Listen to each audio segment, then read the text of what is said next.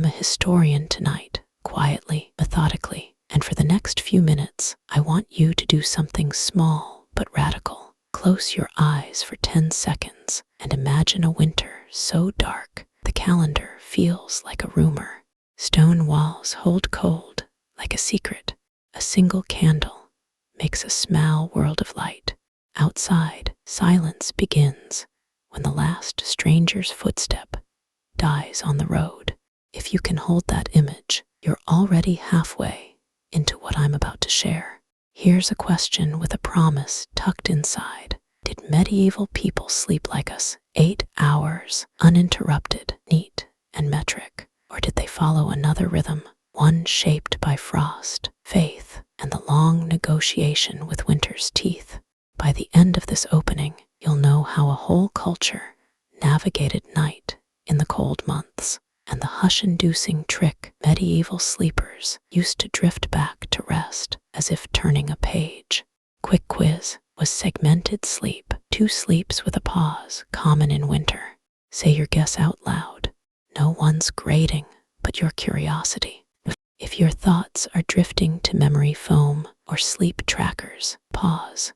Tonight isn't about mattresses.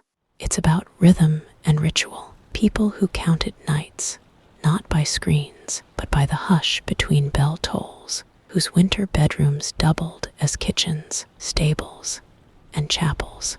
Restful history. Hub's promise is simple. We translate old rhythms into calm narratives, history built to ease the mind toward rest. Think of this as a sleep-first history session, rich in truth, low in rush, for listeners who crave both knowledge and calm. Here's what scholars suggest. Before industrial clocks, humans often slept in 2 phases. Old diaries and medical texts describe first sleep, a waking hour or 2, then second sleep. Science and anthropology back it up. Circadian rhythms shaped by long nights, or social reasons to use the watch for prayer, intimacy, or quiet chores. For now, accept this. Medieval winters shaped segmented sleep. Keep that in mind as we descend. In a mountain hamlet, one harsh winter, an old woman named Merwin kept a barn cat called Ash. Ash's fur was charcoal, and each midnight, as the village's first sleep ended, she'd pad into the kitchen, leap onto the leaning board, and knead the straw to form a nest. Villagers learned to read Ash like a clock. When she began, they would stir, light the ember, pray or stitch, then return to rest. Ash became a living metronome, proof that sleep is never just biological. It's social, seasonal, and sometimes guided by a humble cat. Historians and sleep researchers point to letters, diaries, and legal texts mentioning first sleep, the watch, and second sleep. Medical guides advised warm drinks, herbs, and prayer during the pause. Monks institutionalized it in canonical hours. Ethnographers still find similar rhythms where night remains unlit. When I say scholars suggest, I'm standing on solid ground. Reconstruction meant to soothe, not rush. Emotionally, winter's nights were theaters of fear and tenderness. Cold drew families close, dark invited stories. The pause became a pocket of confession, a whispering hour when lovers, parents, and anxious souls measured their lives.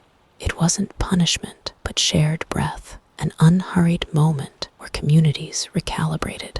That's our core value, truth delivered as cinematic calm. Before we move on, here's a quiet invitation. Don't subscribe if you only want fast facts. Subscribe if you want slow, restful history, weekly episodes that lower your pulse and remind you that night has always been human. If you believe stories can teach sleep, commit now. The reward is simple. One calm night after another. Dim your lights. Settle in. Let the room make room for my voice. In the next segment, we'll step inside a medieval winter household and breathe the candle smoke, learning how people handled bed bugs, bell rituals and the theology of rest. Lean back. I'll guide you through first sleep, the watch, and the rituals that followed, all in a tone meant to ease you toward sleep. The hearth crackles softly, that uneven rhythm of burning oak that feels more alive than silence. The only light in your world comes from that fire and a stub of candle set in iron. You are in a small timber house somewhere between the Rhine and the North Sea. It is January, and the cold outside is so sharp the beams creak like distant voices. I push open the door and step inside. I am the historian tonight, but in this story, I'm also a witness, a collector of winter nights. The air smells of tallow, smoke, and wool dried too many times by too little heat. You might imagine peasants huddled together, but what strikes me first is the quiet choreography of sleep. An old man kneels by the hearth, whispering Miserere Nobis. His granddaughter folds a blanket of goose feathers. A brown cat curls near the ashes. Her name, the child says, is Ember, keeper of warmth. By the fire, a woman offers me warm ale, thick with herbs. It keeps night spirits away, she explains. I smile. Modern science would call it mugwort, and honey, mild sedatives. But here, faith and remedy are one. This is how medieval families prepared for first sleep. Drink, prayer, and a short story for the children, always about seasons, never saints or demons. Each tale reminded them that winter, however cruel, was part of a divine rhythm. The candlelight flickers. No clock, no measure of hours, only instinct. The family lies down soon after supper. Within moments, the room becomes a shared heartbeat, breathing, sighing, settling. The cat purrs. Cold seeps under the door, and still there's peace. Let your shoulders loosen. This is the moment before first sleep. A scholar once wrote that to sleep was to borrow death gently and return it at dawn. Strange, but true enough. Hours pass, or so Thale guess, then, almost together, they stir. It's the middle of the night, the time called the watch. Ember lifts her head first. The mother adds a log to the fire. The room glows again. This isn't restlessness, it's ritual. They use this hour for small acts, whispering prayers, mending tunics, soft talk in the dark. The child listens as her grandfather tells of a winter so deep the river froze and wolves crossed it. It's not wolves who come for us, he says. It's silence, and silence must be met with warmth. There's elegance in that, primitive yet profound. Silence as an adversary, warmth as defense. Scholars say these night watches built resilience, teaching people to inhabit stillness instead of fearing it. Even now, we can borrow that rhythm. Wake, breathe, light a small candle, then return gently to second sleep. So if you're still awake, you're in the perfect place. Your mind is syncing with a 1,000-year-old pattern. You, me, Ember the cat, all sharing the same breath of night. Don't fight it. Let it carry you deeper.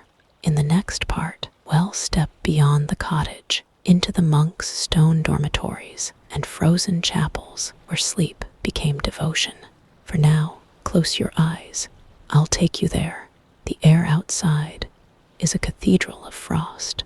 When I step from the cottage, the night folds around me, black, crystalline, breathals.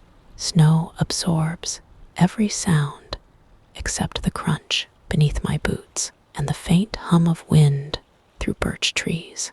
It's the kind of quiet that breezes on your chest. Somewhere distant, a monastery bell tolls, one soft, hollow note drifting across the valley. This is the world of the medieval monk, where sleep was not comfort, but discipline.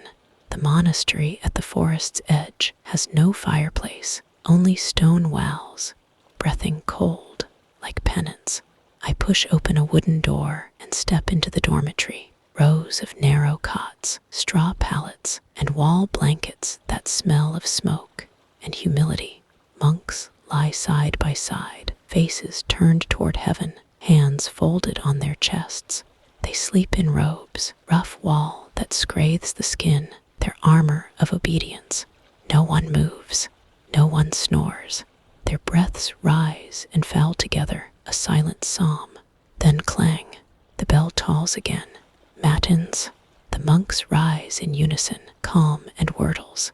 One, an older man with hollow cheeks, murmurs, the body rests, the soul keeps watch. I follow them through the cloister. The air smells of wax and incense. Shadows stretch tall across the walls as they move toward the chapel, where a single flame glows above the altar. This ritual, repeated for centuries, divided the night into rest and devotion, sleep, then prayer. Ordered sleep, scholars call it. Chanting begins, low, rhythmic, like waves brushing eternity. No harmony, only breath shaped into prayer. The vibration fills the space, steady and soothing. It's the sound of Shornder. Researchers say such rhythm can slow the heart and induce calm. The monks, unknowingly, had crafted meditation long before we named it. When prayers end, the monks return to their beds. One lights a small lamp near the dormitory's cat, not a pet, but a guardian against mice and darkness. They call her Sancta Lucia, the light bringer. Each night, she curls atop a folded robe near the abbot's cot. When she purrs, that vibration mingles with the fading echo of chant, a living benediction.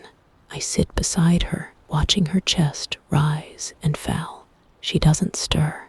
Her stillness feels like instruction. The monks pursue peace through rule. She finds it through trust, proof that even in austerity, comfort survives.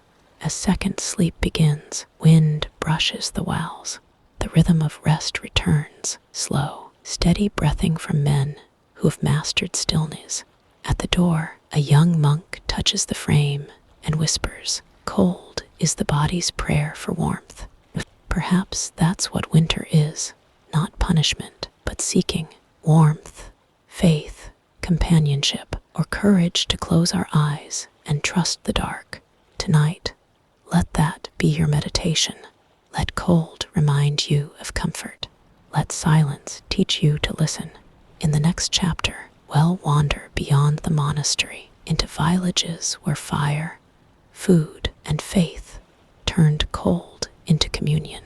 For now, stay still, breath apply, and let the rhythm of the monks guide your own. When dawn refuses to come and the moon hangs like a coin in ash, the village wakes, not for work, but endurance. Winter isn't a season, it's an economy of patience, wood, and faith. I leave the monastery gate. Smoke rises from chimneys, curling into gray sky. The air smells of peat and grain, survival's scent. Figures move through snow, wrapped in wool and resolve. Faces red from wind, hands cracked from cold. Each carries something: sticks, water, or an ember in a cup borrowed from a neighbor's fire. There's nobility in that, sharing flame as currency. Chroniclers wrote of villages keeping one hearth burning all winter. From it, families bought fire by taking a spark home. No coin changed hands. One home's warmth kept others alive. I enter one of those homes. The door hangs crooked on a hinge. Inside, it's dim but alive, a mother, 2 sons, and a scarred man near the hearth. Their breath fogs the air. A hen roosts in a basket, feathers puffed against cold. The smallest boy strokes her neck and whispers as though convincing dawn will come. The mother offers a seat. When snow takes the roads, she says, the world becomes this room. She stirs thin soup, adds nettles, and laughs. The chicken, she says, lays fewer eggs in winter, but never stops. She knows warmth is a debt repaid. Firelight paints her face gold. Behind her hangs a tapestry of scent. Brigid, patron of home and hearth. We pray to her before sleep, she says, so dreams stay warm. Historians believe such rituals were part faith, part psychology. Before sleep hygiene, people used rhythm and repetition to calm the mind, prayer, warmth, scent, the whisper of a saint's name. They were lullabies of the nerves long before REM. Outside, wind thickens to a howl, pressing shutters. One boy stirs. The father lays a hand on his shoulder. "That's only winter talking," he says, and lifts a flute. The melody is low, fragile, hypnotic, a lullaby for walls and hearts alike. It works. The room softens. Fire hums. Even the hen lowers her head. I feel calm settle into the air, the threshold of sleep. They didn't fight the cold. They folded into it. Winter wasn't enemy, but teacher. Their rest was acceptance, not escape. The cold said, "Stop." They obeyed. Historians call it the theology of endurance, belief that meeting hardship with grace sanctifies the ordinary. Sleeping through long nights wasn't idleness, it was obedience to nature, even to God. Maybe that surrender is what our restless age has lost. So if your eyes are heavy, let them be. Don't resist. You're following an ancient rhythm. The fire burns, the hen breathes softly, and snow falls without sound. Here, everything, faith, fatigue, warmth, aligns toward peace. When we return, we'll step beyond these homes to the manor halls, where nobles faced winter in silk and fear. Their dreams were no stronger than these. For now, close your eyes, listen for the flute, and let its note carry you deeper into calm between sleeps. The road to the castle is frozen glass. Each step cracks underfoot, a brittle rhythm through the valley. By day, the fortress looks proud, high walls, banners stiff with frost. But at night, in midwinter, it feels like a mausoleum that breathes. Guards stand like statues, torches bleeding orange against stone. Inside, warmth comes not from heart, but hierarchy. The great hall smells of smoke and damp wood. Servants move like ghosts, silent and deliberate. Even wealth can't command comfort. Cold seeps into everything. Silk, velvet, bone. You can almost hear the castle sigh with each gust through its cracks. A noblewoman sits by the fire, layered in fur, hair braided like rope. You'd think 1,000 candles could chase dark, she says, but dark knows its way around corners. I ask if she sleeps well. She laughs, not cruelly, just tired. "Sleep. My lord dreams of land, and I dream of ghosts. These walls remember all: siege, betrayal, hunger. Castles were prisons in winter. Thick walls trapped cold air. Tapestries and carpets were survival, not style. Her maid brings a tray, a lamp, and a cup of spiced wine, luxuries worth a peasant's labor. He thinks warmth must be bought, she says softly, but it can only be shared.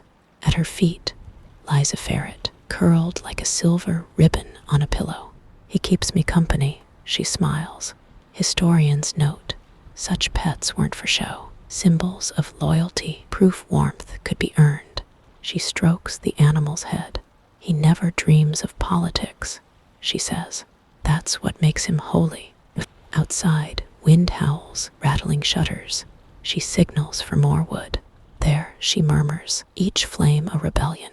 Even here, among goblets and silk, winter demands ritual. Before bed, she prays not for safety, but stillness. When world grows too loud, she says, I ask God to make snow fall harder. That line lingers. The higher you climb, the louder life becomes, and only silence can soothe it. Historians describe winter melancholy, haunting noble houses. Without sunlight or purpose, many fell into quiet despair. Instead of medicine, they turned to ritual, prayer, poetry, superstition. One 14th century family placed mirrors by beds to reflect away shadows of sleep. Another scattered holy salt across thresholds to keep nightmares from returning. strange but telling. Even the powerful feared dreams. The lady rises and presses her hand to the frosted window. Listen, she whispers. You can hear snow breathing. I do. It's faint, rhythmic, the world itself sleeping. If you listen too, you'll hear it, that ancient hush that outlasts empires. The sound of earth reminding us rest isn't surrender, it's ceremony. Next, we'll step beyond walls to roads and inns, pilgrims and wanderers, all chasing warmth before night reclaims it. But for now, breathe with snow, inhale its fall, exhale its silence. You're not in a castle or a cottage, just in the quiet space between both, where stories and sleep meet. The path winds from the castle into the valley, a white ribbon through gray. The sky feels close, low and heavy, like it wants to listen. Far off, a bell tolls not for time, but endurance. The road leads to an inn for travelers who've run out of daylight and choice. It appears as a blur of smoke and orange light, walls leaning inward, roof patched with straw and stubbornness. As I near, I catch the scent of onions, wet wool and ale, perfume of survival. Inside, the room hums with fatigue. Pilgrims, soldiers, wanderers crowd on benches, breath steaming. The innkeeper nods, no questions asked. You'll want a place by the fire, he says, handing me a cup of cider. His tone is weary but kind, a welcome rehearsed 1,000 times. There are no rooms here, only space, warmth, shared between strangers. Beds are for nobles here, travelers lie on straw, cloaks over heads, candles trembling between them. I sit near the hearth, beside a tanner from York. His hands are cracked from cold, but his eyes still laugh. If you can sleep through this chorus, he says, you'll sleep through Judgment Day. He's right. The room breathes, snores, coughs, murmurs, a rhythm of exhaustion and life. In a world where wolves and thieves ruled dark, this was safety. Strangers became allies till morning. Across the room, a cage hangs from a beam. Inside, a finch fluffs its feathers and sleeps. The innkeeper's daughter notices my gaze. He sings at dawn, she says, so travelers know they made it through the night. Her voice carries tenderness rare for a place so rough. A bird as herald of survival, fragile yet faithful. We feed him seeds from last harvest. She adds, Father says as long as he eats, we won't starve. Superstition, maybe, but one that keeps hope alive. Someone begins to hum, low and unsteady. Another joins, then another. Soon the inn fills with rough harmony, a lullaby born of exhaustion. It feels ancient, instinctive. Without knowing it, they're syncing heartbeats, calming one another through rhythm, what science calls co-regulation. But they didn't need the word, only warmth. A log collapses, scattering sparks. The finch stirs, but stays silent, not yet mourning. The tanner mutters, if the roof holds, I'll call it a good night, and turns over. I lean against the wall, breathing smoke and humanity. Outside, snow deepens, but inside, warmth feels earned, a shared victory. I think of the bird, its tiny heart beating faster than ours, yet calm. There's a lesson there. Fragility isn't weakness, it's persistence. If you're listening now, you might feel it too. That mix of exhaustion and safety, the comfort of surviving together. Let it hold you. Let the hum and fire remind you you've made it through the darkest stretch. Next, we'll follow the pale gold of morning, how medieval people greeted dawn after the coldest hours. But for now, breathe with the inn, rest with travelers, dream with the bird. The night still holds you, but gently. When dawn comes, it doesn't arrive, it seeps. Gray light slips through shutters, mixing with embers' glow. The air is cold, but softer, like forgiveness after a long night. The finch flutters once, twice, then sings, one note cutting through silence. like light through fog. Travelers stir, a cough, a sigh, boots scraping floor. The innkeeper's daughter moves quietly between them with bowls of porridge. "If you're eating, you're alive," she says with a grin older than her years. Her words outlast the meal. Outside, the world glows faintly, not bright, but luminous with survival. The road, once treacherous now, gleams like pewter. One by one, people step out, breath rising, faces turned toward the horizon. There's no sunrise like the one following endurance. I step out too. Frost crunches under my boots, and somewhere a rooster calls. Proof life insists on beginning again. A man beside me mutters, "Every morning feels like resurrection." He's right. To medieval people, dawn wasn't routine, it was revelation. Monks called it lauds, the hour of praise. Farmers called it God's wink. Waking after winter was a miracle, honored with silence and gratitude. In some homes, the first to wake would relight the hearth and open the door to let the light in. It was ritual and survival, smoke out, warmth in, faith renewed. I stop by a frozen stream. Beneath the surface, water moves, slow, steady, the heartbeat of winter. Even in stillness, there's persistence. In silence, motion. Further along, I meet a woman with a basket of herbs. Her cloak is patched, eyes bright.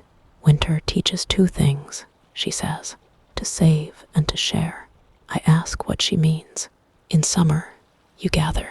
In autumn, you store. In winter, you remember nothing was ever yours alone. She shows me lavender, chamomile, valerian. For sleep, she says, and for sorrow. Her grandmother taught her scent calms the mind before words can. Science might call it aromatherapy. She calls it remembrance. She hands me a sprig of lavender. "Carry this." Not for luck, for calm. I tuck it into my cloak. The scent is faint, but carries summer's ghost, green fields in a gray world. She walks on, vanishing into horizon. I stand there, lavender wrapping around me, stream whispering beneath ice.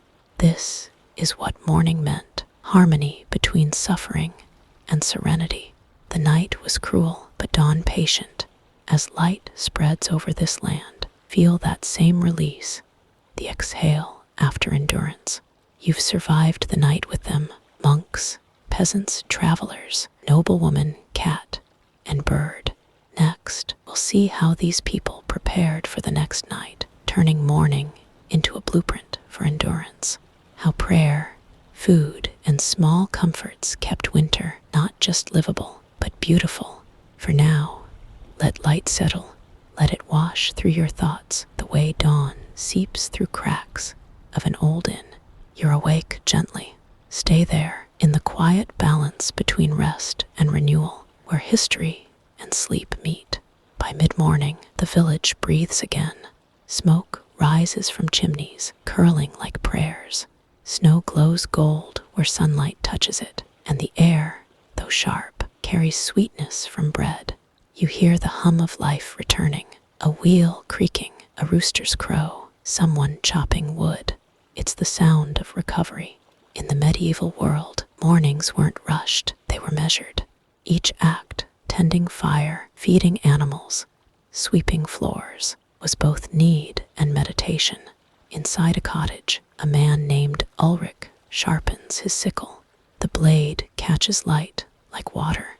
You'd think winter was rest, he says, but work only changes. His hands are cracked, his movements sure. We rest between labors, not from them. His wife, Hilda, hums as she stirs oat gruel. It helps, she says. If you hum, the spoon doesn't scrape so loud, and your thoughts don't drift to hunger. Simple words, old wisdom, how sound soothes the body, how rhythm becomes peace. Their child sits near the hearth, feeding scraps of bread to a rabbit. You eat, I eat, he whispers. Hilda laughs. He thinks the rabbit dreams for him. Maybe it does. Animals were more than companions, reminders of warmth and stillness. A 12th century text said, "To hold life near is to remember one's pulse." Ulrich sets down his sickle and watches the fire. "Each morning I watch the smoke," he says. "If it rises straight, the day will be kind. If it twists, I tell stories to distract the children from the wind." I ask about sleep in winter. He looks up. "Sleep is a guest," he says. "You don't command it. You invite it. You make the bed, whisper to it, offer warmth, and if it wishes, it comes." That thought lingers. Today, we chase rest like a goal, measure it, optimize it. But here, they treated it as relationship, not transaction. Sleep was hospitality. The rabbit hops toward the door. Hilda lifts it back to the fire. "He doesn't understand," she murmurs. "That warmth must be earned." There's no bitterness, only reverence, as if warmth were a spirit to be welcomed. The family moves through morning with rhythm. Work, meal, prayer, pause. Stillness wasn't laziness, it was balance. Even resting hands before a chore was grace. As noon nears, light softens, shadows stretch across snow. The slow pull toward evening begins again. Before I leave, Hilda presses a bundle into my hand, dried mint wrapped in linen. "For dreams," she says.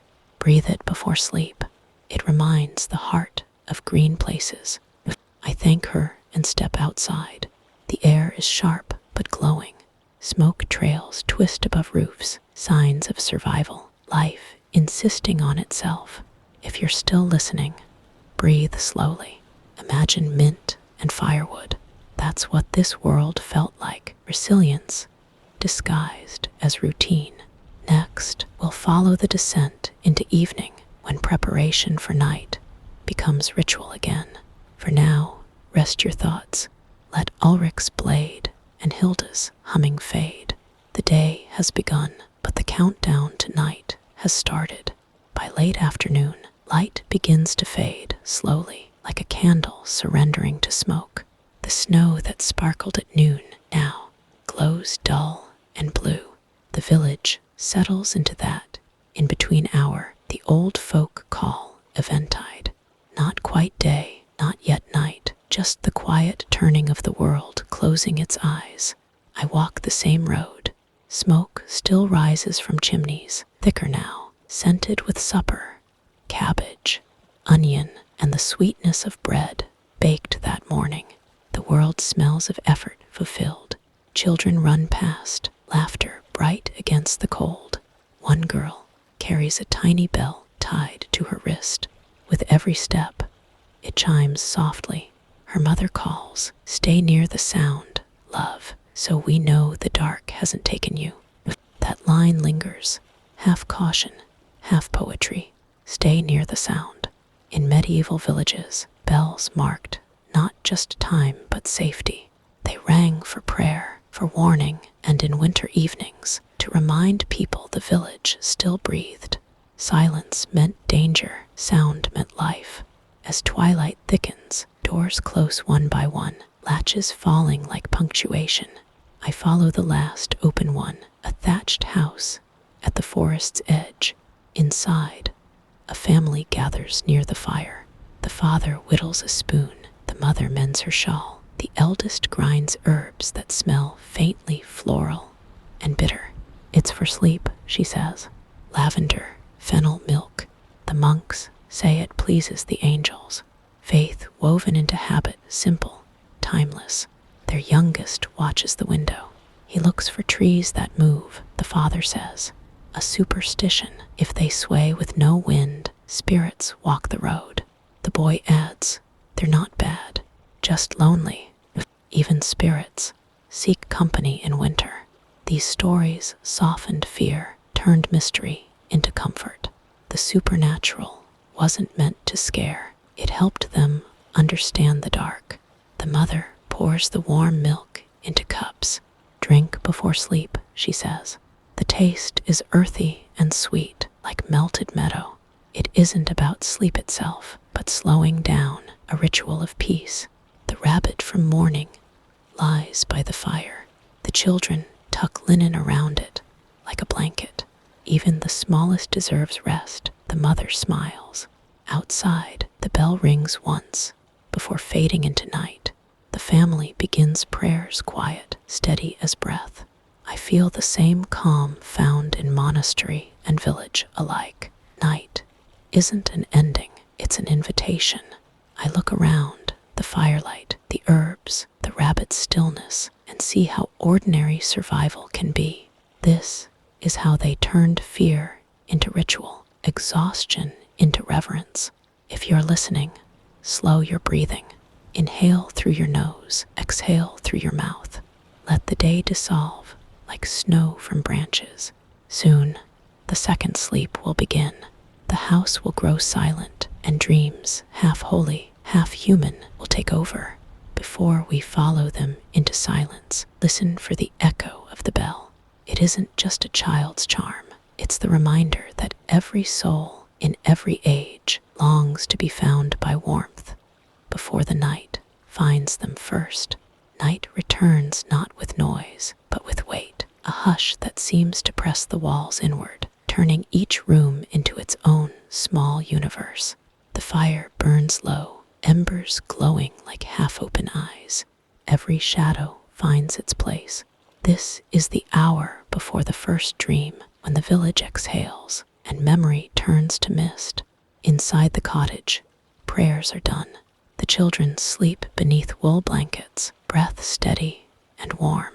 The mother lingers by the hearth, her fingers on a cup gone cold. If they sleep well, she whispers, the world feels lighter in the morning. Her husband only nods. It's not a wish, it's a ritual truth. The sounds of sleep begin like music, a shifting of straw, a sigh, a log collapsing into coal. Even the rabbit, wrapped in its little scrap of cloth, settles still. The air smells faintly of lavender, fennel, and smoke, not sweet, but safe. In winter, familiarity is a kind of beauty. Scholars once called this the threshold hour, the fragile bridge between body and spirit.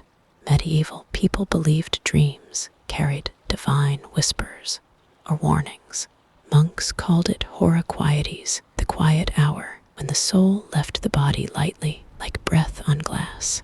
The mother banks the fire, her shadow stretching long. For a moment, I see their reflections move before they do. Soft, blurred echoes, just smoke and light. But I wonder if this is what they meant by a resting soul. Outside, snow taps the shutters. The father murmurs, half asleep, the snow prays for us tonight.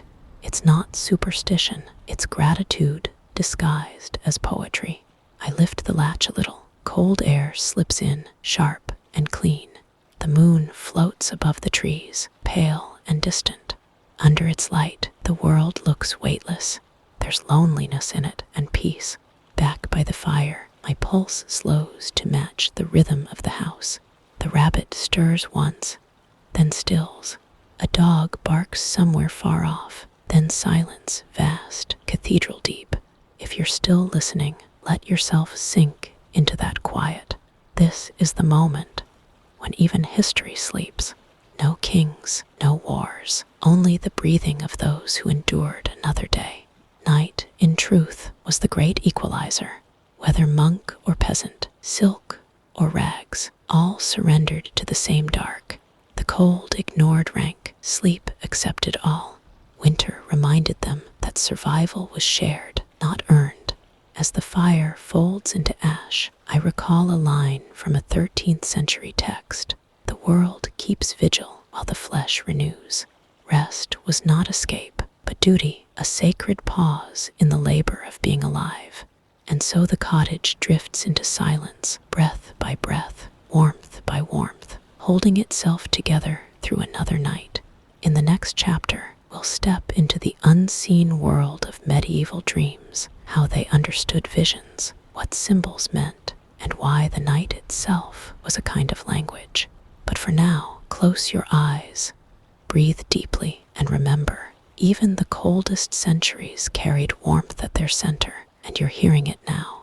The night deepens, and we enter the realm of dreams, the half-seen visions of medieval winter sleepers. I roll up the wool blanket, lean into the hush, and listen. The fire's glow has faded to embers. The only sound is breath, mine and the rabbit's together. In this quiet I ask, what did a medieval dream feel like? What role did it play when snow sealed the world outside? In winter nights of the Middle Ages, dreams weren't mere leftovers of fatigue. They were semi-sacred, sometimes ominous, often seen as messages from beyond. Scholars of medieval sleep note that many texts link worry, body, and spirit to dream disturbance. Medical treatises and diaries mention nightmares, insomnia, and visions, echoing humors and spiritual unrest. One study notes, the more theoretically orientated materials discuss the role of worries or anxieties in the production of dreams. So tonight, you and I will step softly into those hours when the bedchamber becomes an altar and the mind drifts while the cold listens. The threshold hour. After the first sleep and the watch, the second sleep begins. In many homes and monasteries, this pattern was common. During the Middle Ages, families often slept for around 4 hours, then woke for a few before returning to bed. In that in-between space, the mind was half awake, half dreaming, perfect ground for visions. I sit at winter's threshold and feel that middle hour like a doorway. Beyond it lies the place dreams wander, dreams as story and symbol. In medieval belief, dreams could be prophetic, moral, or atmospheric. Some were thought to come from God or angels. Others were the soul's reflection of daily life. One treatise said dreams were shaped by humors, the body, or spiritual tension. To dream well meant harmony, to dream ill, imbalance. In a cottage, the mother brewing herbs for sleep does more than calm the body. She shapes the mind's terrain. The rabbit by the hearth is still but listening. Outside, snow presses the house into silence. Within that silence, the dreamer yields. You, the dream listener, and you, listener, are a dreamer too, not asleep yet, but drifting. Let your mind loosen. If a symbol appears, a flicker of light, a bell, a movement under the door, don't chase it. Let it rest. The medieval mind said, do not fear your dreams, but listen. They may teach what waking hours cannot. In our next segment, we'll move deeper. How medieval sleepers prepared for dreams with prayer, herbs, ritual, and shared stories. We'll see how monasteries and homes practiced sleep cultivation long before modern science named it. For now, breathe in slowly, exhale long. Feel the bed beneath you, the hush above, the night around. Let thoughts soften, the world recede. The dream hour is coming. The room is nearly dark now, a living kind of darkness shaped by the faintest embers and slow, steady breath. Somewhere, the rabbit shifts, a soft rustle against straw. The air is warm but heavy with wood smoke and dried herbs. This is the beginning of second sleep, the hour when medieval dreamers believed the mind could roam freely, unbound by duty or daylight. They called it the blessing sleep, when the body restored itself and the spirit wandered. I settle near the hearth, whispering an old prayer. May no dark thought visit me. May angels watch my rest. May the night carry me toward peace. These weren't superstitions, they were strategy. Medieval people prepared for dreams as monks for prayer. Each act before rest aligned body and soul. Bartholomeus Anglicus once wrote, "The sleeper must cleanse the mind before lying down, else the humors of worry poison the rest." I think of that now, as the mother lays her rosary beside the bed. Her children drift off. She murmurs, "Remember your blessings before sleep, or the night will count your fears instead." That philosophy feels modern. Gratitude before rest, reflection as remedy. They practiced what we now call positive cognitive framing, peaceful thoughts shaping peaceful dreams. The father turns, muttering of snow and oxen. His words blur into calm nonsense. The daughter stirs, whispering her rabbit's name. Even dreams seem shared here. I imagine what they saw in that sacred dark. The Somnium Philosophia said winter dreams took the form of warmth, hearths, sunbeams, green fields. The starved mind conjured light. The brain became an alchemist, turning deprivation into vision. Not all dreams were kind. Some, monks warned, rose from guilt or the devil's mischief. Nightmares were banished by drawing a cross on the pillow or laying blessed rosemary beneath it. Fear, a friar wrote, has no shadow where faith keeps watch. The cottage is still now. The rabbit curls into a small gray crescent. Coals glow like hidden suns. Outside, the snow reshapes the world inch by inch. If you're awake, breathe as they did, slow, steady. Inhale 4 beats. Hold 1. Exhale 5. Monks used this rhythm to calm the body and cool the mind. An early meditation. You are where they were, on the border between waking and dream. A faint warmth behind your eyelids, a murmur of prayer, the hush of snow.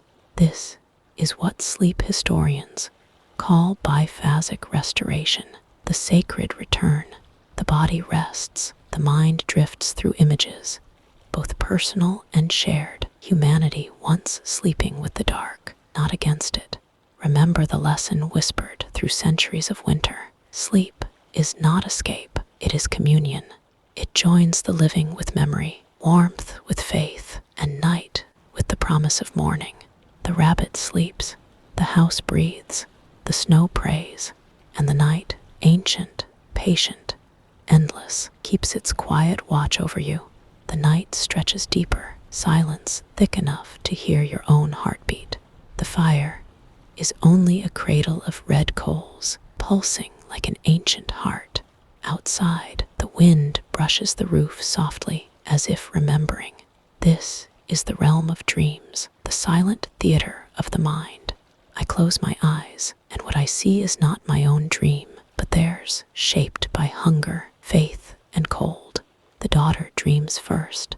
She walks through a meadow that shouldn't exist, green, alive, glistening with dew. The rabbit follows, hopping through humming blades of grass. She laughs, the pure laugh of a child the world hasn't yet hardened. It's the dream of returning light, born from a body starved of it. Medieval records often told of winter dreams filled with warmth and fields, the mind inventing sun when the world withheld it.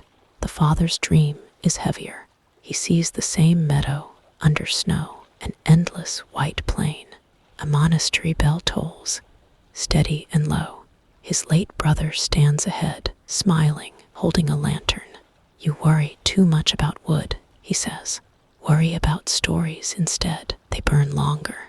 When he wakes, he won't recall the words, only a strange ease.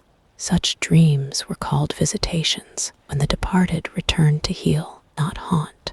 Hildegard of Bingen wrote, God allows the veil to part in winter, for grief walks slower in the cold. The mother dreams of sound, kneading dough, a soft hymn, rustling straw. No images, just calm. When she wakes, she will feel lighter without knowing why.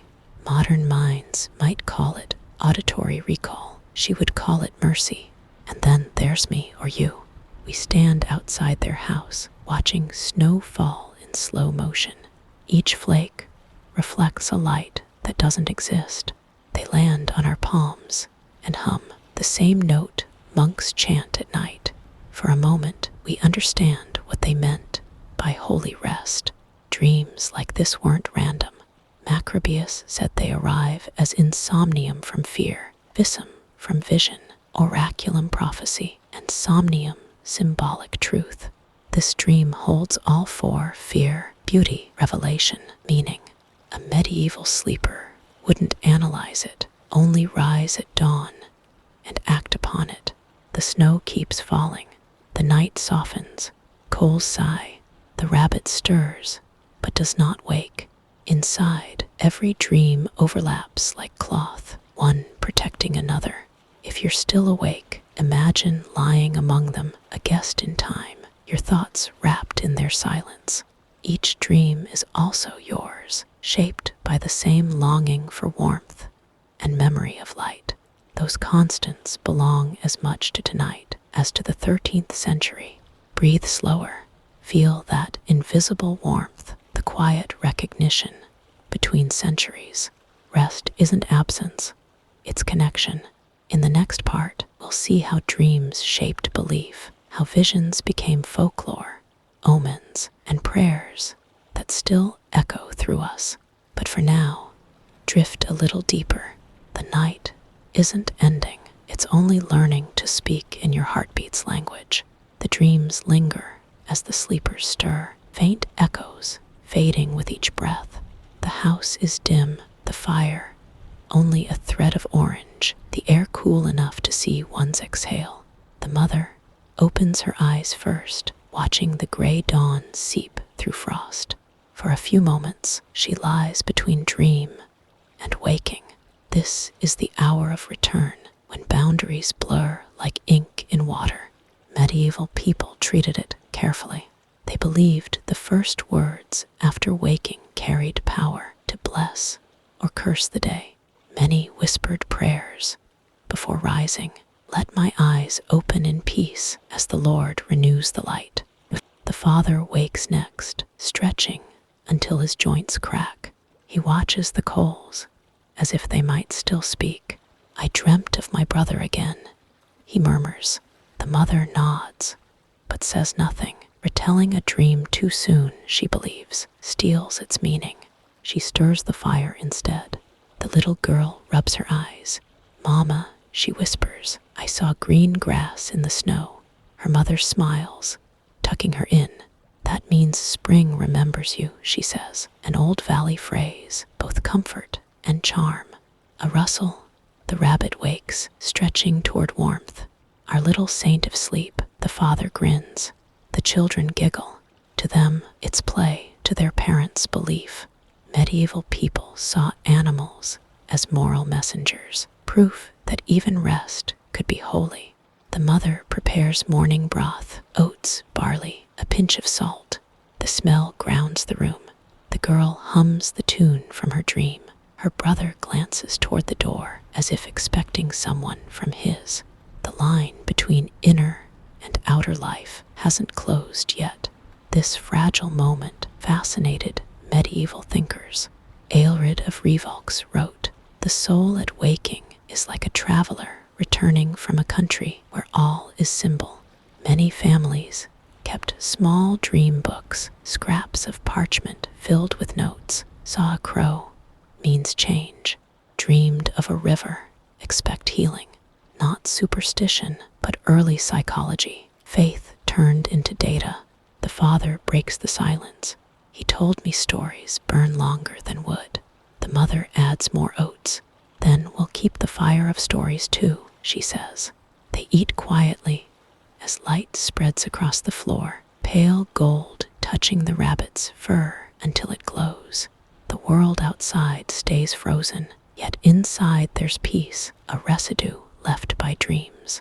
If you're listening, hold that feeling, the soft clarity of just waking when the world feels half-formed. Let it slow you down. Medieval people did this instinctively. They entered their mornings instead of rushing through them. In the next part, we'll step outside into the frost-bright world of daylight to see how dreams shaped their prayers, labor, and superstition. But for now, stay at the edge of sleep, the same edge they knew, holding their dreams like fragile glass before the day demanded their hands again. Dawn arrives pale, thin, deliberate.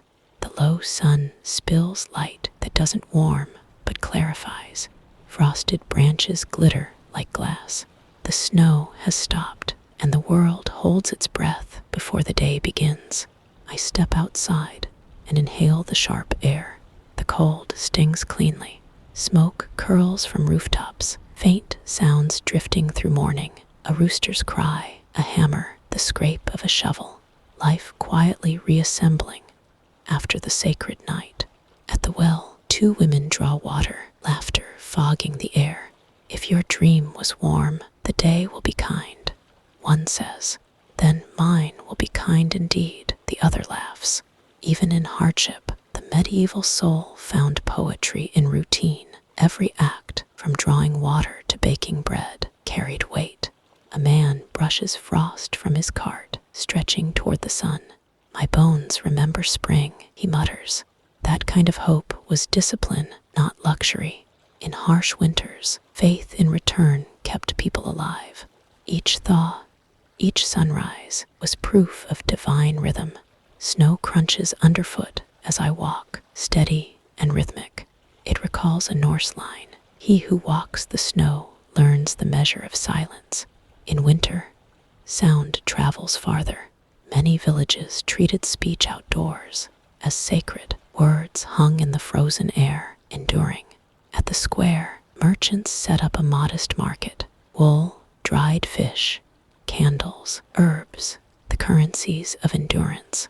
A boy sells lavender and thyme. Why herbs in winter?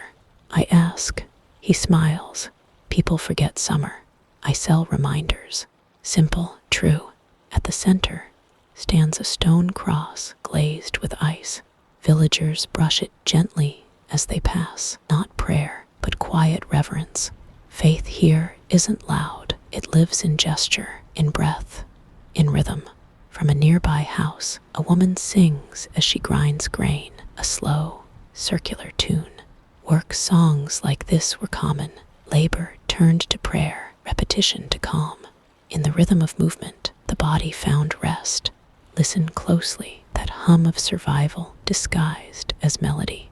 Behind it lingers the echo of the night's dreams, shaping the morning's pace. The mother steps out, shawl tight, scattering a pinch of dried herbs into the wind. For peace, for plenty, she murmurs. A small act of devotion, ritual turning routine into meaning. Modern science might call it habit. Medieval faith called it grace. The rabbit peeks out from the doorway, whiskers twitching. The boy lifts him up. You don't belong to the frost, he says. None of us do, the mother replies.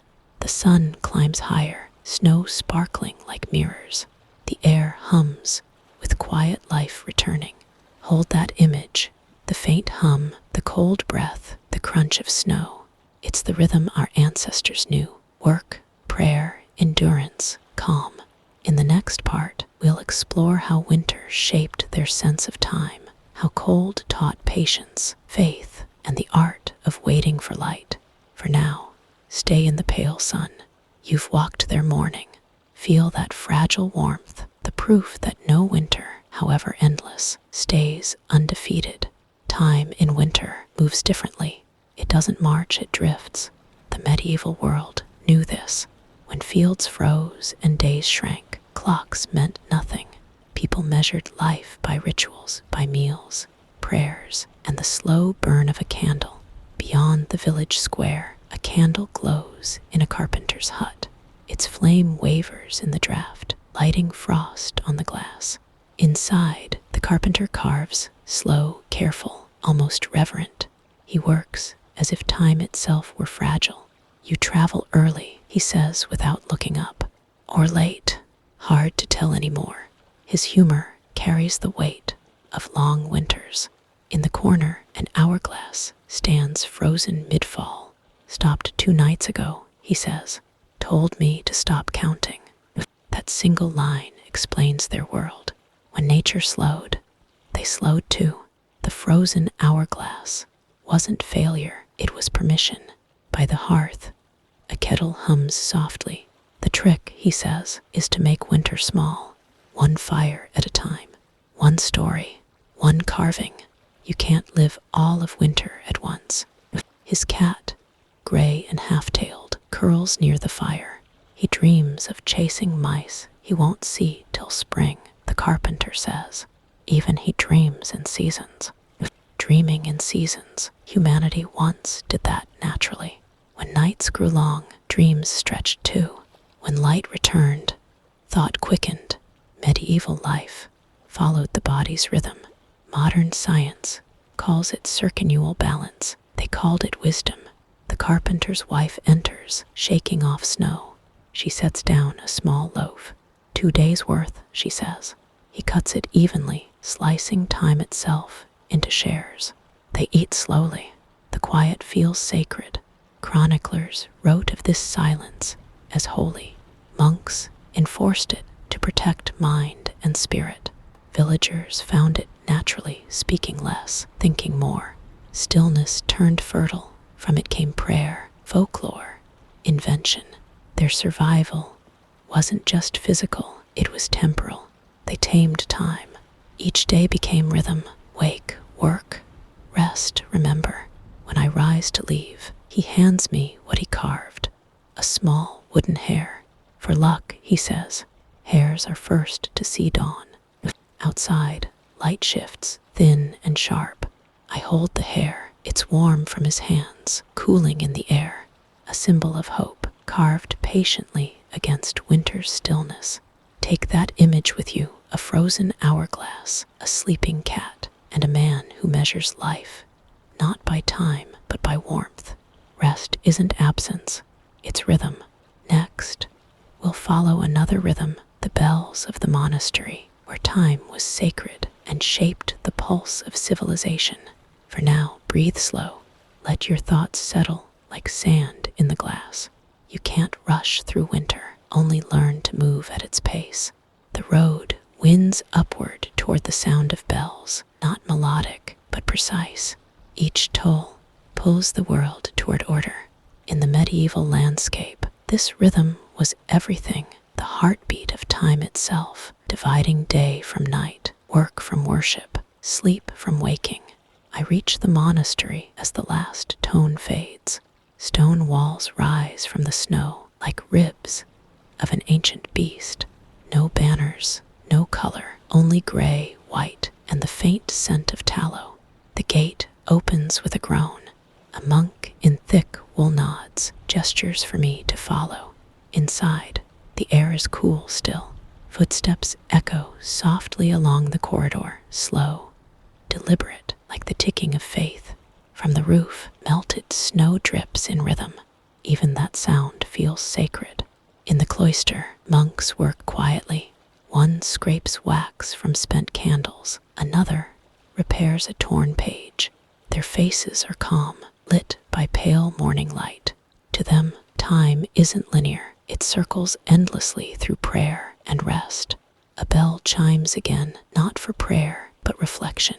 Winter is the season of vigilance, the monk whispers. We watch not for danger, but for stillness. In the dormitory, rows of cots line the walls, thin blankets, folded robes, wooden crosses. No luxury, yet deep peace. I ask how they measure sleep. We don't measure, he says. We receive. Their nights divide by bells, matins at midnight, lauds before dawn. Between them, a short sleep. 2 or 3 hours, filled with dreams sent by the soul, he murmurs, not all meant to be read. Nearby, one monk kneels by his cot, breathing slow and deep. He practices the sleep of awareness, my guide says, a state between waking and dreaming where thought becomes prayer. Before science, they explored mindfulness, lucid dreaming, deliberate rest, not for productivity, but nearness to the divine.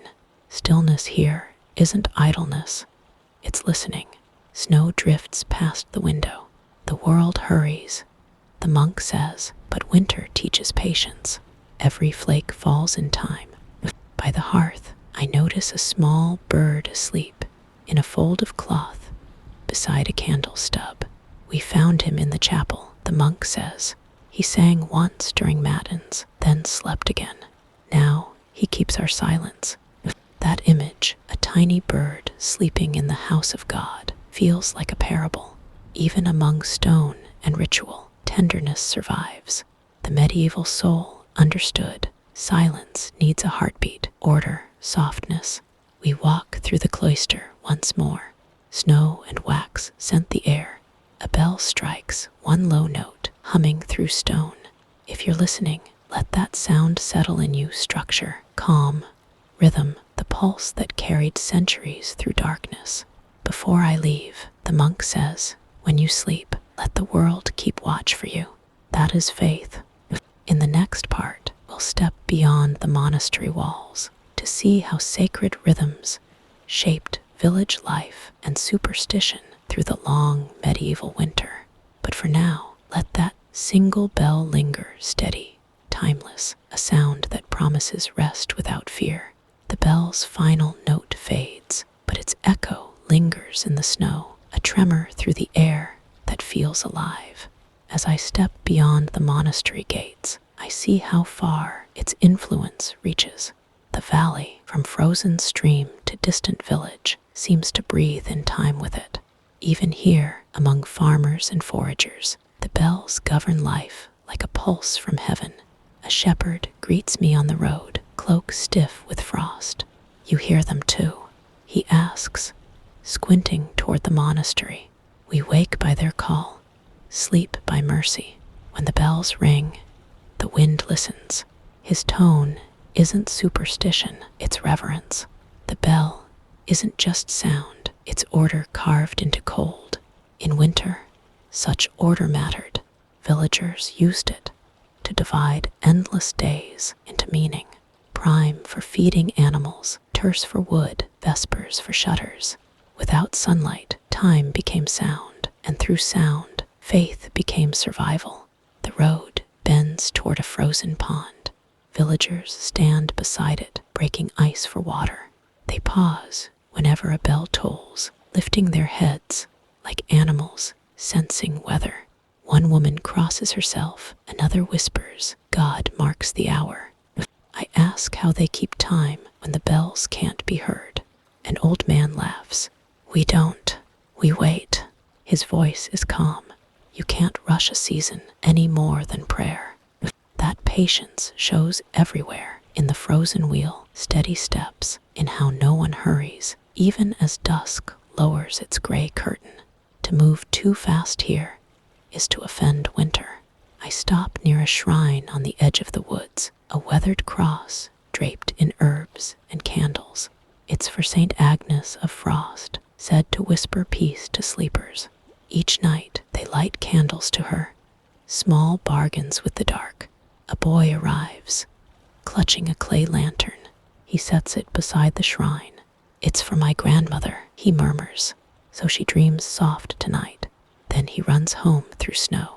Moments like that show how faith lived in gestures, a candle for the dead, a prayer for a sleeper, a story to hold off the cold.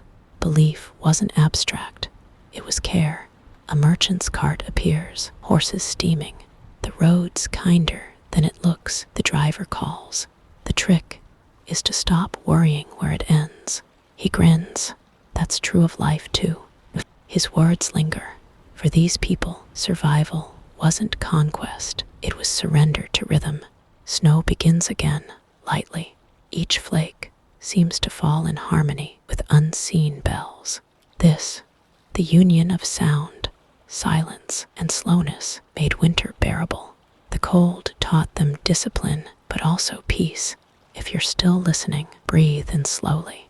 Hear the bells in your mind, that patient pulse guiding centuries through the dark. Even when the world freezes, time still flows, not as a march, but as a lullaby.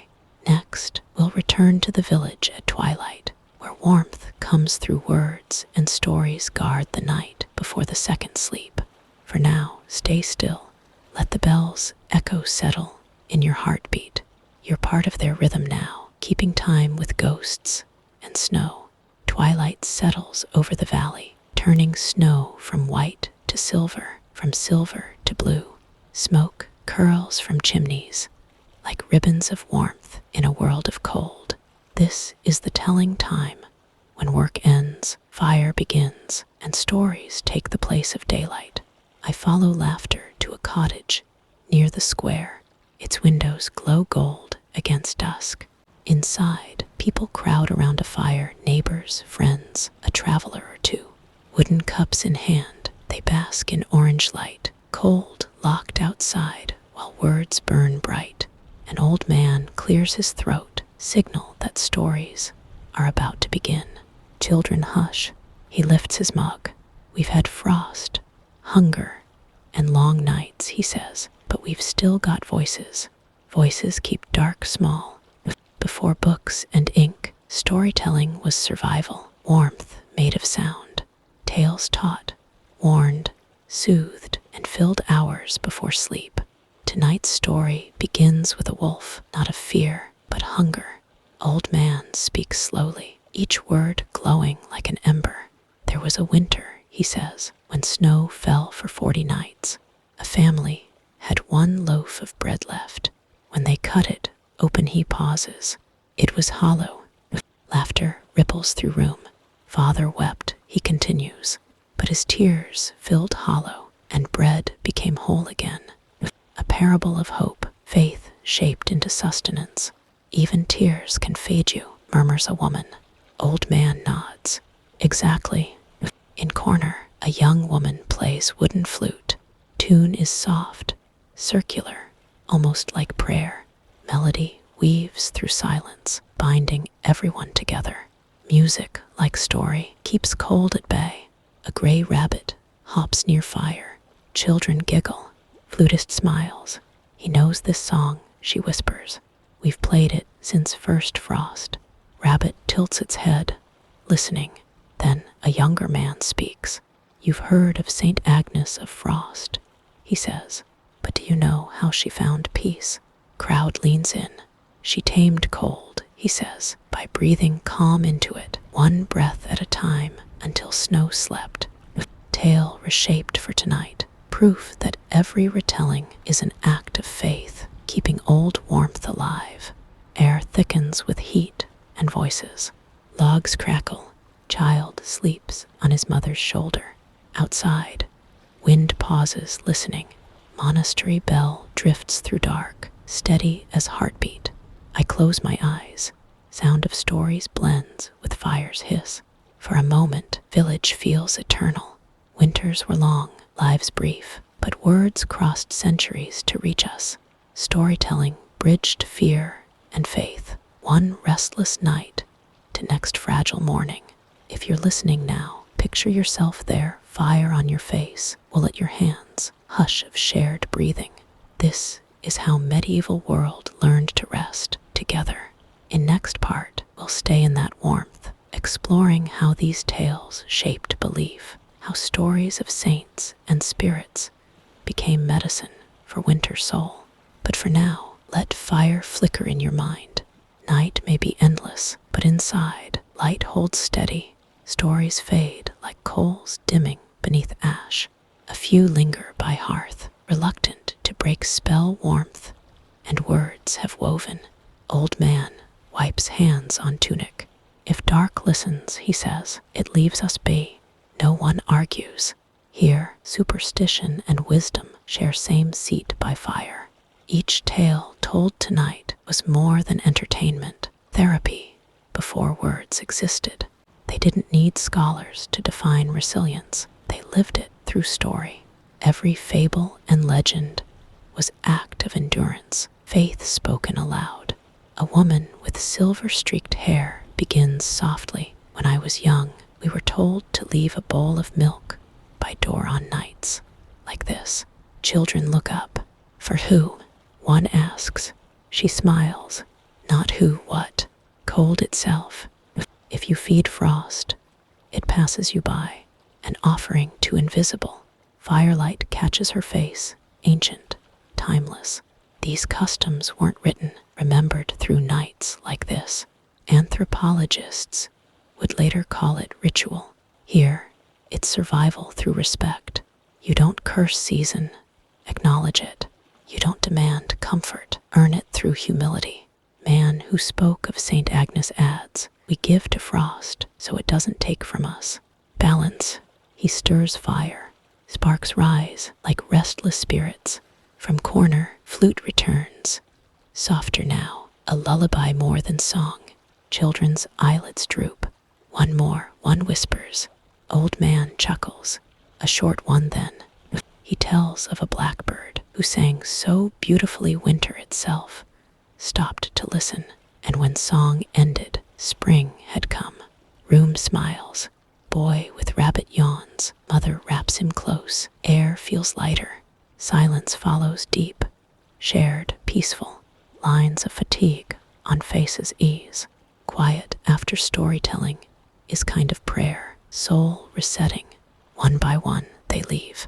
Some carry embers home in small iron pots, wrapped in wool to keep flame alive. Others carry only memory. Old woman sprinkles ash near door. So what warms us tonight, she says, warms ground tomorrow. Outside, cold bites clean. Snow glows under faint starlight. Clouds drift slow above. Somewhere, a wolf howls, not threat, just part of night's song. Mother glances toward sound. He's calling his pack, she says. We do same with stories. That line, simple, perfect, defines this world. Storytelling, prayer, shared meals, small rituals, all ways of calling pack together. Remembering survival was never meant to be solitary. If you're still listening, imagine fire still glowing in your mind, steady and alive. Around it, you can almost hear laughter, murmurs, flute's last breath. Outside, frost watches but does not enter, because warmth doesn't come only from flame. It comes from connection, memory, meaning spoken aloud. In next part, we'll follow that warmth into faith, ritual, and sleep, where stories become prayers and prayers become dreams. But for now, let hush take over. Fire burns low. Cold waits respectfully. World is at peace, at least, until morning calls again. The last embers glow faintly in the hearth, a heartbeat of light in the sleeping village. The stories have ended, but their warmth lingers like smoke. Outside, frost tightens its grip, wrapping every branch and roof in quiet silver. The villagers retreat to their beds, the second sleep, as they call it, a rhythm long forgotten in our age, once as natural as breath. I walk through the lane, hearing the creak of wood and the soft fall of snow. The first sleep ends with stories. Now comes the second, dream-filled rest. In the Middle Ages, nights were long enough for 2 full cycles. People would wake briefly to pray, reflect, or whisper, then surrender again to slumber. A faint light glows in one cottage. Inside, a woman kneels by her bed, murmuring the psalm of watchfulness.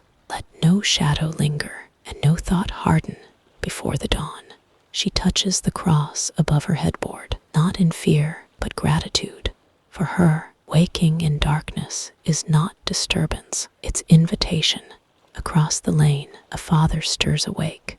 The coals in his hearth are nearly gone, a thread of warmth beneath ash. He adds wood, careful not to wake the children. The faint crackle comforts him. He sits for a while, listening to silence, to the house settling, to the soft breathing of his family. It's a sound older than prayer, proof of life, quiet and steady. He looks outside. The sky is clear, the stars sharp and endless. The moon outlines the forest in silver. He smiles faintly. In this still hour, he feels something rare, peace without reason, the kind that simply exists. A movement at his feet, the rabbit, awake again, nibbling hay. The man chuckles. You can't sleep through the whole night either, he whispers. He strokes its fur, feeling the warmth beneath. In its calm, there's no anxiety, only presence. The villagers called that the wisdom of trembling. Even the timid endure winter through patience, not defiance. Far up the hill, the monastery bells will soon toll matins, calling monks to rise for prayer. But here, no one stirs. The second sleep is sacred because it isn't commanded. It belongs to the body, not the bell. The man lies back beside his wife. Her breathing is soft. He closes his eyes, feeling the warmth of her shoulder, the scent of smoke and straw, the heartbeat of the house. Slowly, he slips back under into that borderland where dream and waking blur. If you're listening now, feel that descent, the loosening of thought, the surrender of will.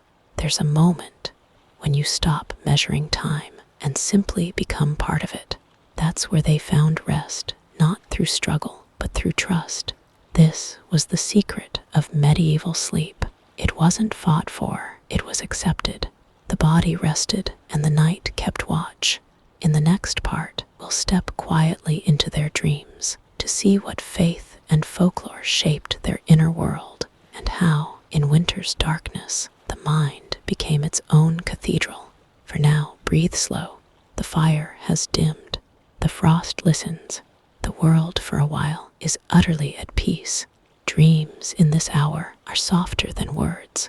They move like mist between thought and faith, quiet, vivid, and strangely logical in their impossibility. The medieval sleeper didn't fear these visions, they welcomed them. Dreams were messages, visitations, or echoes from the divine, a nightly audience with the unseen world. I find myself, or rather, the dreaming I, standing again in the small cottage, yet everything feels slightly altered. The fire burns without heat. The walls breathe. The air shimmers faintly with a light that has no source. The dream has begun. The father walks through the room, his shadow gone. By the hearth sits the small wooden hare he carved, glowing faintly. You found me, a voice says, though the hare's mouth never moves. You kept the warmth alive.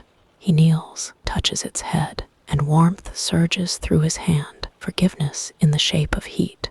Meanwhile, the mother dreams she's in the frozen field again, but this time the snow glows from below. She sees women carrying baskets of light instead of bread, scattering it across the ground. Wherever it touches, flowers bloom and vanish. One turns to her and says, "You remember the world before it slept. That is your gift." The daughter's dream merges with theirs. She's chasing the rabbit through a forest of candlelight. The trees flicker and breathe. In the center, a pool of frozen water reflects stars beneath the ice. When she touches it, the cold feels warm. Later, scholars would call these shared dreams collective imagery born from families sleeping close, their breathing and hearts falling into rhythm. To the medieval mind, this was proof that souls could travel together even while the body rested. Outside the dream, the wind murmurs against the thatch. These small sounds slip into the dream unnoticed, turning into voices, doors, and choirs. Now the dream shifts. The father stands before the monastery gate, open, and beyond it, stars instead of stone. The monk from earlier appears, holding a flickering lantern. "You came back," he says. "Is this death?" "No," the monk smiles. "This is rest." The mother dreams of spring. She's planting herbs, sunlight on her hands. The children run barefoot through tall grass, the rabbit golden beside them. She breathes deeply. Lightness returns. Psychologists might call it the brain's rehearsal for hope. Medieval thinkers called it grace in slumber. Either way, the message endures. Even in rest, the mind seeks renewal. If you're still listening, let that truth settle in. The medieval sleeper didn't escape life through dreams. They completed it there. Where the body could not heal, the spirit continued the work. Now all sleep in unison. The fire hums low. The snow falls again, flakes drifting past the window like thoughts returning to the world. And somewhere, in the quietest chamber of the dream, a voice whispers, "The cold will end. The light remembers the way back." The dream dissolves like mist at sunrise. Shapes fade. Warmth becomes light. For the sleepers in the cottage, this return from dreaming to waking is sacred, the threshold of mercy, that fragile instant between vision and reality. when the world is still quiet enough to listen.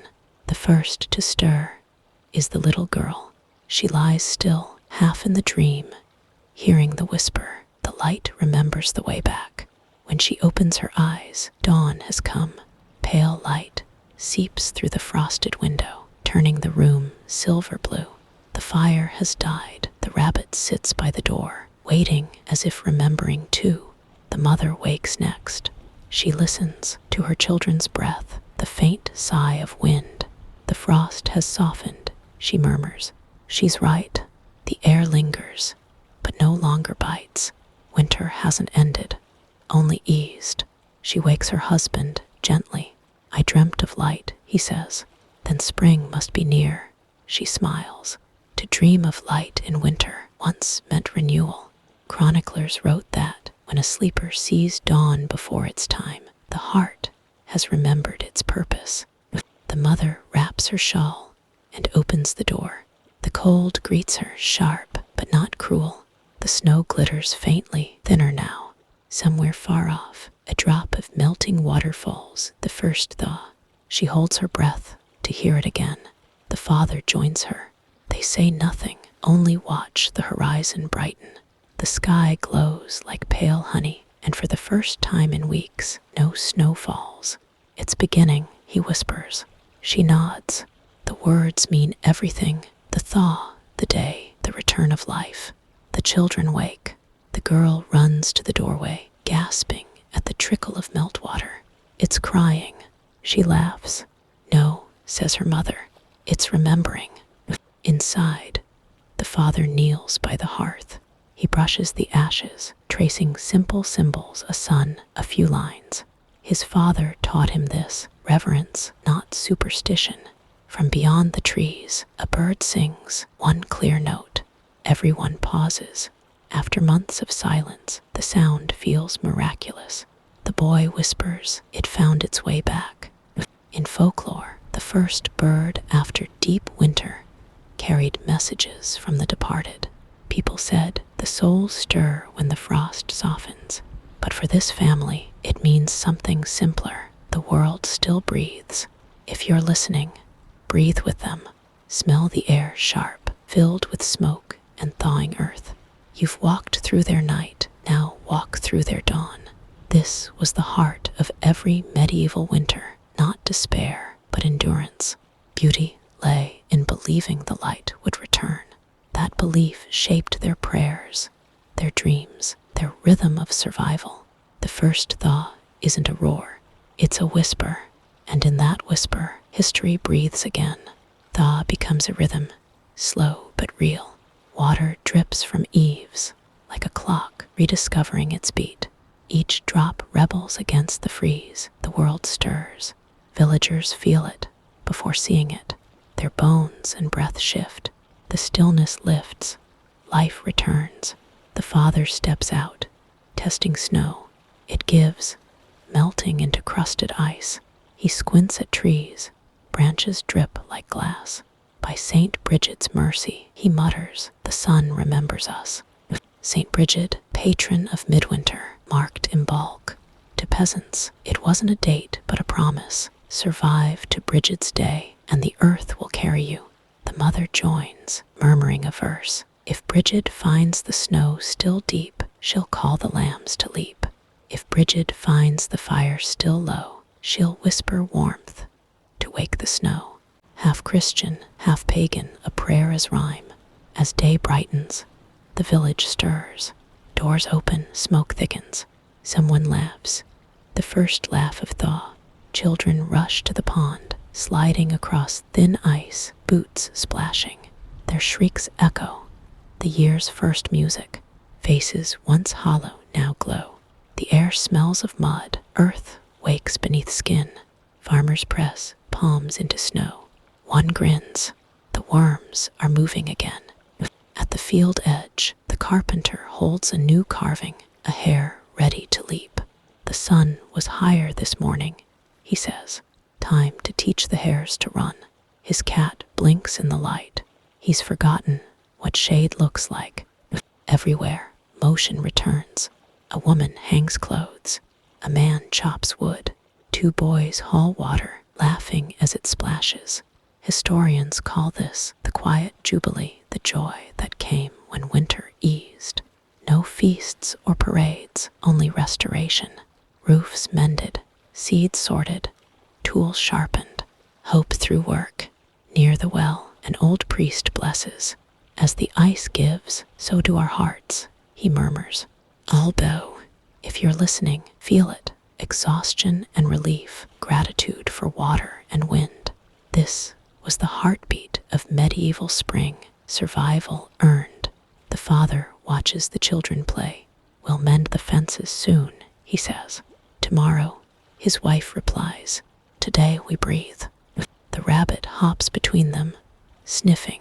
It pauses, listening to something deeper than thaw, the quiet promise beneath it all, because the end of winter was not just about weather. It was proof that endurance works, that light returns, that sleep leads to waking. For now, stay in this moment. Hear the drip, laughter, and Saint Bridget through the thaw. The world is remembering how to be alive. By evening, the thaw settles into rhythm, not warmth yet, but release. Snow softens under its own weight, the air gentler, touched by something certain. Tonight marks the villagers' oldest ritual, the feast of the first flame. It isn't written or owned by church or crown. It belongs to the survivors of long winters, farmers, mothers, shepherds, who thank the dark for ending without bitterness. At twilight, a bonfire rises in the square. Neighbors bring offerings, broken tools, old straw, worn rope, tokens of endurance. Children guard small candles, their laughter mixing with crackling kindling, fragile human music. The old priest from the well stands near the blaze. This isn't for gods, he says. It's for the living. He lights a lantern from the heart of the fire. Every home takes a spark. Every spark means the world begins again. One by one, villagers step forward, dipping candles and torches into the flame. The rule is ancient, no home dark tonight. It's not about light, it's about continuity, carrying warmth from the public heart to private hearths. Faces glow in the firelight, tired, lined, but radiant with endurance.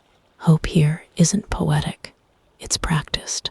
The father holds his daughter's hand as she lights a small twig bundle. For the days we almost forgot spring, she whispers. He nods, and for the nights that remembered. A cheer rises. Sparks scatter upward like bright birds. The villagers sing, low, rhythmic, ancient. Light the flame, and the frost will fade. Share the warmth, and the night will stay kind. The chant softens to a hum, a lullaby for the thaw. The flames pulse steady as if breathing. The carpenter places his carved hair beside the fire, not to burn, but to warm. Every season leaves its mark, he murmurs. This one taught us silence. His cat watches the flames, calm, golden-eyed. To villagers, that calm meant the earth approved. As night deepens, talk replaces song. Bread, cheese, and stored apples pass between hands. Food turned sacred by scarcity. The priest lifts his lantern. Keep the fire alive, not with wood, but kindness. He blesses them quietly, one survivor among many. People drift home, carrying their flames in covered lanterns. The father lifts his daughter high, her candle glowing like a tiny star. The mother hums the fading chant. The rabbit follows, leaving faint prints in soft snow.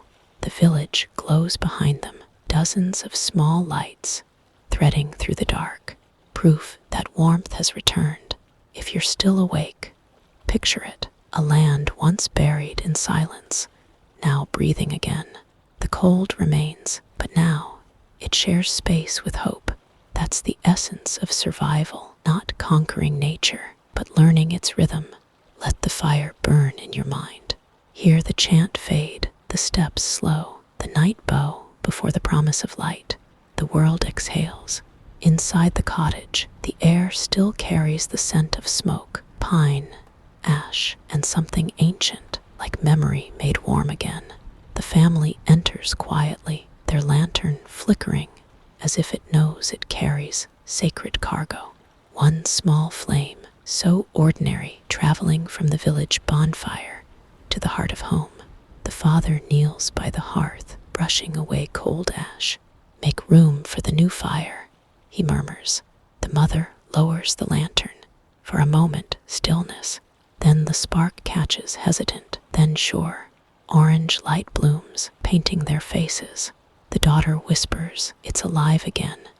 In the old world, fire wasn't just heat, it was a soul, each flame treated as birth and blessing. The father smiles softly. "There," he says, "the house remembers itself." The mother places a piece of bread near the fire. "For the quiet that kept us." The boy curls beside the flames, rabbit in his arms. It blinks lazily, as if it understands. This is not just warmth, it's a promise kept. The mother hums the tune from the feast of the first flame. The father joins, rough and low. Their voices blend, imperfect, human, alive. Outside, snow glows faintly in reflected firelight. Through the windows, other cottages flicker, one lantern in every home, one proof that darkness has ended. The father looks to his children. "Do you know why we carry the flame?" The girl shakes her head. "Because the night forgets." He smiles. "Because we don't. Every winter teaches fear. The fire teaches us to remember." The mother adds softly, "And to forgive." He nods. "And to forgive." That word lingers. Forgiveness, not as surrender, but release. To forgive the cold, the hunger, the loss, to survive without bitterness. The children drift to sleep. The mother covers them, then returns to the fire. The father draws a circle with a line on the mantle, the old mark of renewal. "So it knows we're still listening," he says. They sit in silence, wrapped in orange light, not the empty silence of winter, but one filled with peace and breath. If you're listening, breathe with them, slow and steady. Hear the fire crackle, see it pulse with quiet rhythm. This is what those winters taught. Peace isn't escape from hardship, it's mastering it. The father stirs the flame once more. The mother hums a final note. The daughter murmurs in her sleep. The light came back. Outside, the night softens. The world holds its breath, then exhales. Morning comes gently, no biting cold, no wind, only stillness and the scent of thawing earth. The air moves softly through the valley, carrying the promise of warmth. It's not spring yet, but it feels possible, and that's enough. The father opens the door.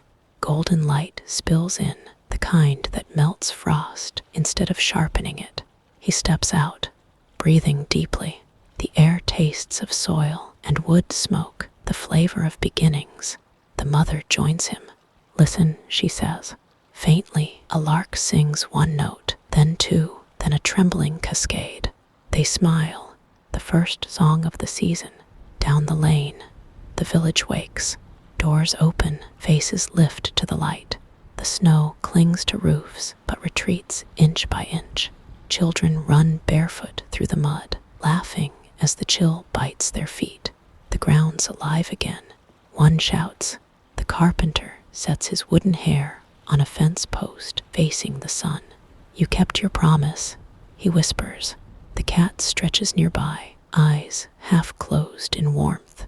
By the well, the priest sprinkles water over the gathered crowd. "You've survived another turning," he says. "Let your hearts thaw with the earth." No sermon, just gratitude. A woman sweeps her doorstep. Another hangs herbs in the doorway. Faith and survival weave together naturally, no line between sacred and simple. The father leads his family to the fields. The soil is dark and wet. He scoops some up, lets it slip through his fingers. "Still cold," he says, "but waking." The mother nods. "We'll plant again soon." He looks toward the horizon. We made it through the dark. Behind them, The rabbit hops through slush, nibbling the first green blade. He found spring first. The daughter laughs. Will the cold come back? The boy asks. Always, says the father. But now we know what to do when it does. From the monastery, bells ring bright, quick, alive. The sound rolls down the valley. The father closes his eyes. Hear that? The world's keeping time again. They stand together, faces to the sun. Around them, puddles form, soil breathes, life stirs. If you're listening now, feel that light, calm, earned, forgiving. You've walked through their night and reached this dawn. The frost is gone. The world, for one fragile morning, remembers how to live. By midday, the light deepens, gold replacing pale. Snow melts into thin streams, wagon wheels creak, roofs drip, children laugh in the open air. The world exhales again. Villagers move with quiet purpose. Men mend fences, women sort seeds, children carry thawed soil. Every motion feels like gratitude, made visible. The father and son stand by half-frozen ground. The boy points. It's not ready. No, says the father, pressing his hand into the dirt. But neither were we. You start before it's ready, so the world knows you believe it will be. That was their creed. Faith as action. You planted, not because the earth was ready, but because you were. Nearby, the carpenter sands a plank in sunlight. Feels strange to work without shivering. He jokes. Pride behind the words. In front of the cottage, the mother spreads herbs, thyme, sage, lavender, crushing them between her palms. For luck, she says. The scent mixes with damp soil and smoke, becoming the perfume of renewal. At the well, the old woman pours milk into the ground. For the frost's journey, she murmurs. The villagers bow slightly. Superstition or gratitude, it doesn't matter. You thank what almost destroyed you. Inside, the rabbit sleeps near the hearth. The daughter whispers stories beside it. I just tell what the fire tells me, she says. That line, simple, innocent, carries their whole legacy. One generation listening, the next retelling. The father enters, dirt on his hands. The ground's waking faster than I thought. Then we'll need to be ready, the mother replies. They already are, he says, glancing at the children. As the sun lowers, the bell at the monastery rings once, a note of closure. It says, you've done your part. The rest belongs to time. The family stands outside, watching the horizon. The snow is nearly gone. The fields glisten dark and fertile. Birds dart low, quick flashes of spring. Remember this, says the father, the day the cold stopped winning. Will it come back? Asks the girl. It always does, he smiles. But so will we. That quiet defiance, faith through endurance, defined their age. They built hope, not from miracles, but from persistence. As twilight falls, the rabbit hops into the grass. He's gone to tell the others it's safe to wake, the mother whispers. The medieval winter ends, but its truth remains. Rest teaches endurance, and endurance teaches life. Night returns, but not the same night. It arrives gently, carrying the hum of a world that has exhaled. The air is cool, not cruel. Stars shimmer over puddles left by melting snow. The sky resting beside the earth. Inside, the fire burns low, no longer desperate, just steady and kind. The father carves absently, the mother spins thread. The children lean against her. Even the rabbit sleeps by the hearth, chest rising and falling in peace. This is the calm after endurance, the sacred quiet not of celebration, but absorption. Do you remember the bells in the cold? The father asks. They sounded heavy, the boy says. They'll sound light again, the father replies. And the snow, the daughter whispers. Will it forget us? No, the mother says. It remembers the warmth, the breath. Memory isn't punishment. It's how the world keeps loving us, even when it turns cold.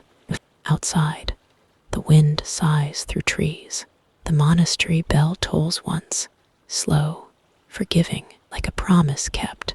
The mother hums the old winter song, her voice soft as smoke. Light was gone, and we kept still. Darkness spoke, but we heard will. Now the dawn, soft and slow, teaches warmth the way to grow. Her voice fades. The father adds a log, a quiet act of faith. It's a good thing, this peace, he says. Hard to earn. That's why it lasts, she answers. Shadows move across the walls, not ominous, but alive. Every detail breathes continuity. The spinning wheels hum, the sleeping children, the heartbeat of flame. This is history's truth, not war or conquest, but endurance repeated across generations. If you're listening, slow to their rhythm. The story of sleep, struggle, and return isn't just theirs, it's ours. Seasons change, centuries pass, but the need to rest, to dream, to begin again, that's the pulse of all humanity. The moon climbs, mixing silver light with the fire's gold. The rabbit stirs closer to the warmth. Even he dreams without fear now. The father murmurs. The mother dims the last candle. Sleep, she whispers. The world will keep watch. The fire hums. The wind quiets. And in that fragile silence, the lesson of winter completes. Peace is not the absence of hardship, but what follows it. Close your eyes. You've carried the flame, heard the bells, seen the dawn. Now rest, not to escape, but to remember. Warmth returns, darkness ends. Rest is proof you endured. The end.